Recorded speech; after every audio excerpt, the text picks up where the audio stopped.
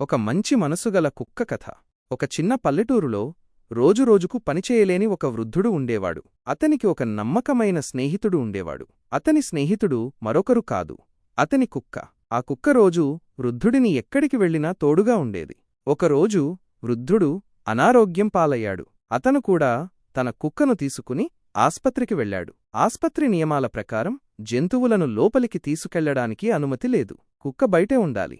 కుక్క ఆస్పత్రి గోడకు వాలి తన యజమాని కోసం ఎదురుచూస్తూ ఉంది. రోజులు గడిచాయి. కుక్క ఆకలి, దాహంతో ఉన్నా అది అక్కడి నుంచి కదలలేదు. అది తన యజమాని కోసం ఎదురుచూస్తూనే ఉంది.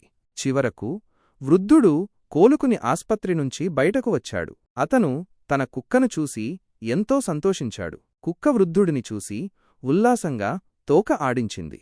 ఈ కథ నుంచి నేర్చుకోవచ్చు ఏమిటి?